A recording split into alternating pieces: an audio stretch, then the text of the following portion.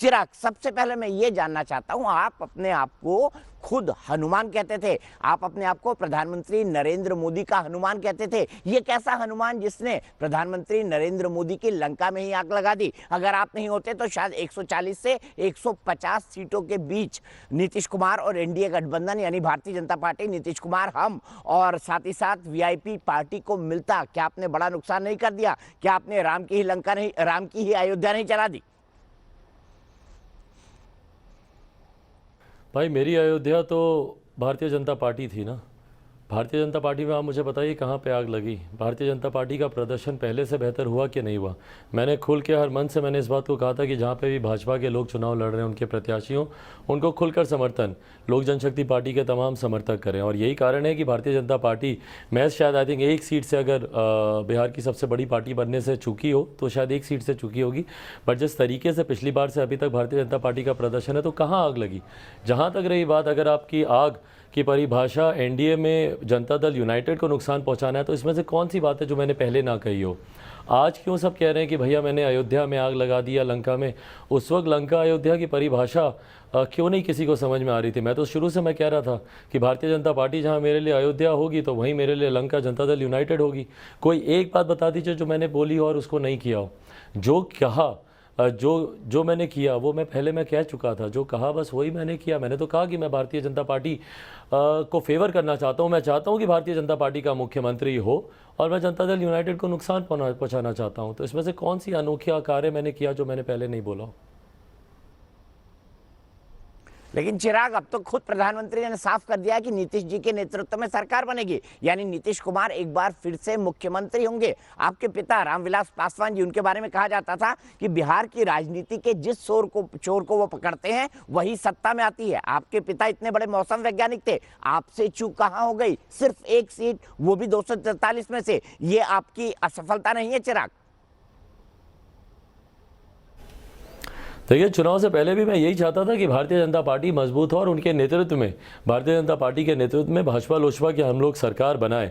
But हाँ, electoral politics में मैं मानता हूँ कि सीटों की संख्या भी मायने रखती है, जिसमें हम लोग थोड़ा सा चूके। हम लोग उतनी सीटें हम लोग नहीं पा पाए जितनी हम लोग को उम्मीद थी। बट उसके अलावा अगर आप देखेंगे तो कौन सी ऐसी बात है या कौन सा मेरा ऐसा लक्ष्य है जिसको मैं पूरा नहीं कर पाया? भाजपा को बढ़ाना मेरा लक्ष्य था, पूरा हुआ। जनता दल यूनाइटेड को नीचे करना मेरा लक्ष्य था, उसको मैंने पूरा किया। यहाँ पर हाँ, मैं चाहता था कि मेरी सीटें बढ़े, वो हम लोग नहीं कर पाए। बट मत प्रतिशत आप देखें लगभग दुगना करने में हम लोग सफल रहे। आज 6% पर मेरी पार्टी, और वो भी अकेले झंडे पर, अकेले संविधान के साथ, लोक जनशक्ति पार्टी का झंडा बिहार फर्स्ट, बिहारी फर्स्ट की नीयत के साथ।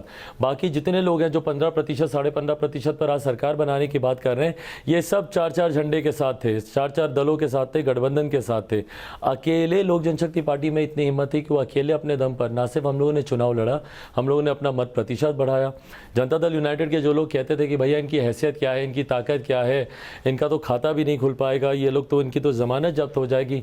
बताए ना भैया कहाँ पे मेरी जमानत जब्त हो रही है? मेरा कोई एक प्रत्याशी आप बता दीजिए जिसने कमजोरी से चुनाव लड़ा हो। 10 सीटें हम लोग की ऐसी थी जो कि महज थोड़े से मार्जिन से हम लोग चुनाव हारे। 50,000 55,000 वोट पाने के बावजूद हम लोग वहाँ पर हम लोग चुनाव हारे। तो आज की तारीख में जब पार्टी का जनाधार बढ़ा है, आज की तारीख में जब पार्टी का मत प्रतिशत बढ़ा है, तो मेरे पास इसमें खोने के लिए क्या था जिसको लेकर मैं चिंतित हूँ? पार्टी आज एक नए सशक्त स्वरूप में तैयार है 2025 के लिए। लेकिन चिराग, आप ये कह रहे हैं कि मत प्रतिशत बढ़ा है, वोट शेयर बढ़ा है, और वोट शेयर भी इसलिए बढ़ा है क्योंकि आपने ज्यादा सीटें लड़ी हैं। पिछली बार आप एनडीए के साथ अलायंस में थे, आपने कम सीटें लड़ी थी। अगर आप ज्यादा सीटों पर लड़ेंगे तो वोट प्रतिशत अपने आप बढ़ेगा। इसमें आप किस चमत्कार की बात कर रहे हैं? ये वोट प्रतिशत तो सिर्फ इसीलिए बढ़ा है क्योंकि आपने ज्यादा सीटें लड़ी। बट वो सीटें जो मैं नहीं जीत पाया उसका भी तो आप आंकलन कीजिए ना भाई। आज की तारीख में देखिए, जब आप पब्लिक डोमेन में हैं और as a psephologist I think मुझे हर विषय पर आकलन करना हम लोग के लिए ज़रूरी है। और मेरे लिए एक पार्टी का अध्यक्ष होने के नाते मेरे लिए चिंता का विषय होता अगर मेरा मत प्रतिशत मेरा घटता। मेरे लिए चिंता का विषय होता अगर मेरे अधिकांश कैंडिडेट 5वें 6ठे नंबर पर चले जाते। मेरे लिए चिंता का विषय तब होता जब हम लोग के कैंडिडेट्स की जमानत जब्त हो रही होती। मेरे लिए चिंता का विषय तब होता जब पूरे बिहार के चुनाव में मुझे नकार दिया जाता, मेरी सभाओं में भीड़ नहीं आती, लोगों लोगों का मुझे उत्साह देखने को नहीं मिलता, जन समर्थन नहीं मिलता। आज 25 लाख वोट अकेले लोक जनशक्ति पार्टी अगर पाने की ताकत रख रही है और अकेले 25 लाख वोट अगर हम लोग पा रहे हैं तो इसके बाद मेरे लिए आगे के दरवाजे खुले ही हैं कि बंद हुए हैं। मेरे लिए चिंता का विषय होने की बजाय मेरे लिए ये एनकरेजिंग है and trust me I will take it in a very positive वे।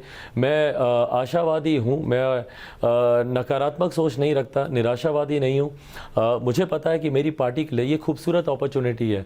आज से पहले हर जिला, कोई जिला ऐसा नहीं है जहाँ पे मेरी पार्टी का आज की तारीख पर संगठन नहीं हो, कैडर नहीं तैयार हो गया, समर्थक मेरे नहीं तैयार हो गए हों। इससे पहले सही कहा आपने, हम लोग कम सीटों पर चुनाव लड़ते थे, संगठन का विस्तार ही वैसा नहीं होता था। आज ना से मेरी पार्टी का विस्तार हुआ है, मेरा संगठन मजबूत हुआ है, मेरा कैडर बेस मेरा और ज़्यादा स्ट्रांग हुआ है और इसी सोच के साथ और इसी मजबूती के साथ हम लोग 2025 की तैयारी में अब उतरेंगे। लेकिन चिराग, अब आप क्या उम्मीद करते हैं प्रधानमंत्री जी से? क्योंकि प्रधानमंत्री जी को आपने खुद राम कहा और आपको अपने आप को हनुमान। अब हनुमान प्रधानमंत्री जी से क्या उम्मीद करते हैं? आपने कहा आप एनडीए में तो बने रहेंगे, लेकिन आपने अदावत खुद नीतीश कुमार से कर ली है जो अब बिहार के मुख्यमंत्री होंगे। अब क्या आप उम्मीद करते हैं कि प्रधानमंत्री जी केंद्र में आपको कैबिनेट के अंदर शामिल करें आपके पिताजी की जगह?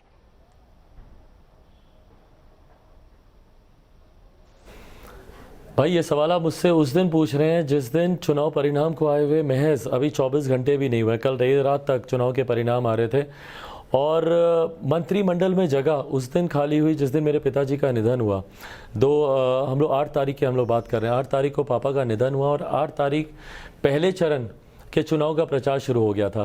तो अब आप मुझे बताइए भाई, मेरे पास समय कहाँ बचा होगा कि मैं सोचूं कि मुझे मंत्रिमंडल में जाना है, नहीं जाना है, क्या करना है, नहीं करना है। जिस दिन से पापा का निधन हुआ तब से लेकर अभी तक मैं सिर्फ और सिर्फ चुनाव की तैयारियों में लगा हुआ था। कल जब परिणाम आया, अभी तक तो मेरी किसी से भाजपा में किसी से बातचीत भी नहीं हुई है मेरी इस बात को लेकर। और मेरे लिए ईमानदारी से सत्ता में रहने का मेरी परिभाषा सिर्फ मंत्री बने रहें और इसीलिए आप सत्ता में नहीं हैं। मेरे लिए लक्ष्य अलग है, मेरे लिए उसकी रणनीति अलग है। सत्ता में आप तब भी रह सकते हैं जब आपके विचारों को सहमति दी जाए, आपके कार्यों को सहमति दी जाए। कहने को तो मैं बिहार में भी सत्ता में था, पर मुख्यमंत्री ना मुझसे बात करते थे, ना मेरा फ़ोन उठाते थे, ना मेरे दिए हुए सुझावों पर काम करते थे। तो वहीं दूसरी तरफ अगर मैं केंद्र में, मैं सत्ता में, आपकी टर्मिनोलॉजी में अगर मैं मंत्रिमंडल का हिस्सा नहीं भी हूँ, तब भी मेरा समर्थन पूरी तरीके से मेरे प्रधानमंत्री नरेंद्र मोदी जी के लिए कल भी था, आज भी और हमेशा रहेगा।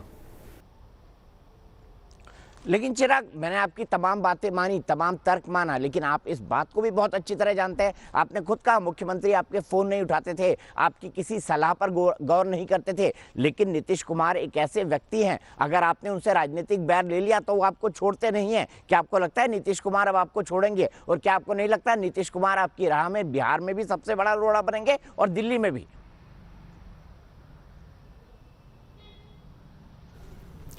भाई विंडिक्टिव पॉलिटिक्स करेंगे तो सबको पता चल जाएगा। आप मुझे बताइए ना, मैंने मौजूदा मुख्यमंत्री नीतीश कुमार जी पर पूरे चुनाव में नुकसान पहुंचाया, मैं मानता हूं, इसका श्रेय मैं लेना चाहूँगा, बट आप मुझे बताइए कि मैंने कहां पर उनके ऊपर कोई व्यक्तिगत आरोप किया या व्यक्तिगत टिप्पणी की। उन्होंने इसी कमरे में जहाँ पर आज हम लोग ये रिकॉर्डिंग कर रहे हैं, इसी कमरे का एक वीडियो मेरा वायरल किया। जैसे आज रिकॉर्डिंग कर रहा हूँ, ऐसे ही आज से 20 दिन पहले भी मैं रिकॉर्डिंग कर रहा था और वो ऐसे 20 दिन थे जब जो मुखाग्नि देने वाला लड़का होता है, हम लोग यहाँ की परंपरा है कि वो घर से बाहर 10 दिन तक नहीं निकल सकता। मेरे पास डिजिटल कैंपेन के अलावा कोई रास्ता ही नहीं था क्योंकि मैं पीछे हो रहा था कैंपेनिंग में। मैंने वर्चुअल मीटिंग्स उस दौरान की, मैंने डिजिटल कैंपेन किए, प्रमोशनल स्ट्रैटेजीज मैंने प्लान की और यही सब कार्य मैं कर रहा था। मौजूदा मुख्यमंत्री नीतीश कुमार जी ने निरंतर मेरे ऊपर व्यक्तिगत इस तरीके के आरोप किए, मतलब यहाँ तक मेरे ऊपर प्रहार किया गया कि मेरे पिताजी की मौत के पीछे भी संभवतः कोई साजिश है। इसको लेकर भी प्रधानमंत्री जी तक उन्होंने पत्र लिखवाने का काम किया। वही प्रधानमंत्री जो ना सिर्फ दिन में 2 बार मुझे फ़ोन करके मेरे पिताजी का हालचाल पूछते थे, बल्कि डॉक्टर्स क्या सजेस्ट कर रहे हैं, प्रधानमंत्री जी खुद मुझे बताते थे कि मेरी इस डॉक्टर से बात हुई, वो ये सजेस्ट कर रहे हैं, वो ये कह रहे हैं। उस वक्त मेरे ऊपर ये आरोप लगाए जा रहे हैं कि मेरे पिताजी की मौत के पीछे भी संभवतः कोई साजिश है। आप मेरी नीतियों का विरोध कीजिए ना, बोले कि बिहार फर्स्ट, बिहारी फर्स्ट सबसे खराब विजन डॉक्यूमेंट है। आप बोलिए कि चिराग पासवान पढ़ा लिखा नहीं है, गवार है, जानकार नहीं है, इसको बिहार नहीं समझ में आता, इसको बिहारी की सोच नहीं समझ में आती। आप नीतिगत मुद्दों पर मेरा विरोध कीजिए ना, जैसे मैंने किया। मैंने शराबबंदी का आपका विरोध किया क्योंकि मैं नहीं मानता कि बिहार में शराबबंदी लागू है। मैं मानता हूं कि यहाँ पे पैरेलल इकोनॉमी शराबबंदी के नाम पर खड़ी हुई है। मैं मानता हूं कि भ्रष्टाचार 7 निश्चय में हुआ है। मैंने आपकी नीति का विरोध किया। बाढ़ में बिहार हम लोग का इकलौता ऐसा प्रदेश है जहाँ पे हर साल बाढ़ राहत पैकेज के नाम पर पैसा निकाला जाता है। ये पैसा कहाँ जाता है भैया? एक बरसात में तो तटबंध आपके टूट जाते हैं। तो मैंने तो आपकी नीति का विरोध किया। हाँ, अब अगर इसके बाद पुनः जो आपका सवाल था कि नीतीश कुमार मुझे छोड़ेंगे कि नहीं छोड़ेंगे, अगर मुझ पर व्यक्तिगत प्रहार अगर वो कंटिन्यू रखना चाहते हैं करें, मुझे उससे कोई दिक्कत नहीं है। मैं व्यक्तिगत मोर्चे पर भी उनसे लड़ाई लड़ने के लिए सक्षम हूँ। मैं राजनीतिक मोर्चे पर नीतियों के आधार पर भी जिस खुले मन से बोलेंगे मैं उनके साथ बहस करने को तैयार हूँ। अपना साथ निश्चय ले आए, मैं अपना बिहारी फर्स्ट ले आऊँगा। पापा मुझे इतना काबिल और इतनी ताकत देकर गए हैं कि मैं अकेले कम से कम मैं अपनी लड़ाई में लड़ सकता हूँ। शेर का बच्चा हूँ, जंगल चीरने निकला हूँ, जंगल चीर कर विकसित बिहार बनाना ये मेरा संकल्प है। चलिए चिराग, आप कह रहे हैं आप शेर का बच्चे हैं और रामविलास पासवान जी वाकई में एक कुशल नेता थे, कुशल नेतृत्व दिया उन्होंने बिहार को और लंबे समय तक देश की राजनीति में उनका बहुत बड़ा योगदान रहा। उम्मीद करते हैं चिराग का भी आने वाला समय ठीक उसी प्रकार का हो। आपने हमसे बातचीत की, इसके लिए बहुत बहुत शुक्रिया।